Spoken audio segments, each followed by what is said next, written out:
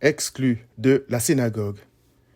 L'aveugle-né que Christ a guéri a été chassé, exclu de la synagogue, parce que ceux qui aiment chanter les louanges de Christ ne sont jamais les bienvenus parmi ceux qui cherchent leur propre gloire.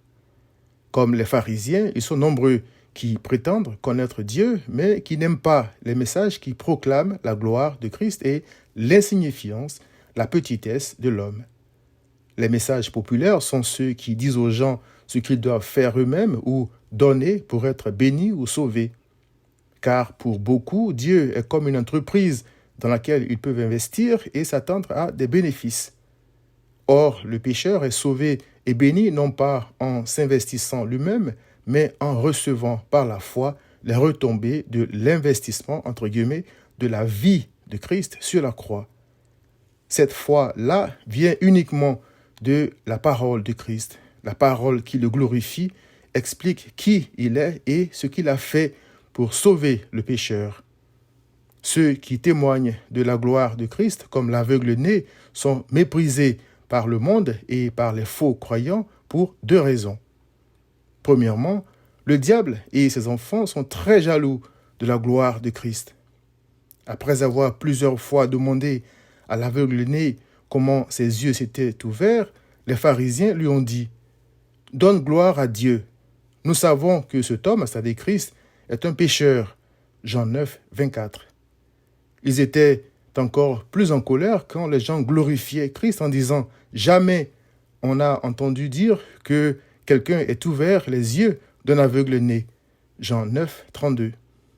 Pendant que les apôtres annonçaient la bonne nouvelle de Jésus-Christ, il est dit que beaucoup étaient jaloux du fait que les gens célébraient Christ parce qu'il faisait des prodiges par les mains des apôtres.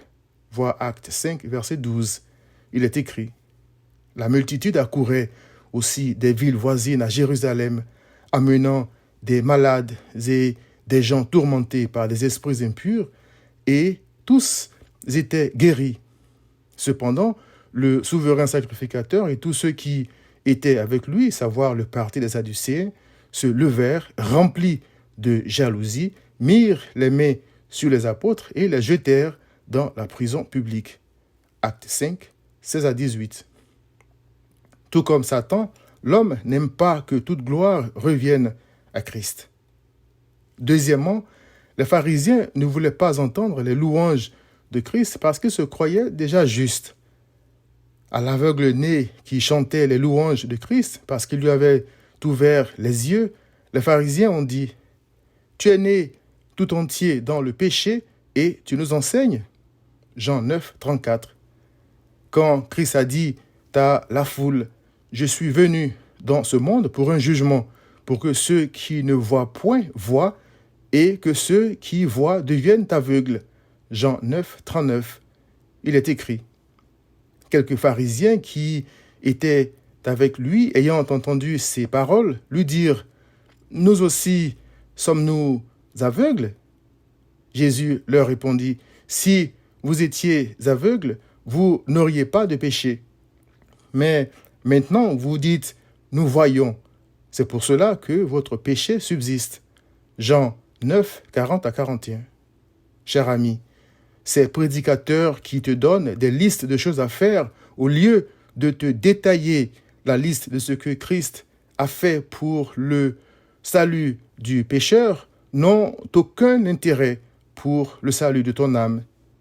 Cherche plutôt à entendre les louanges de Christ, c'est-à-dire son évangile, car c'est une puissance de Dieu pour le salut de quiconque croit, selon Romains 1, verset 16. Viens à Christ.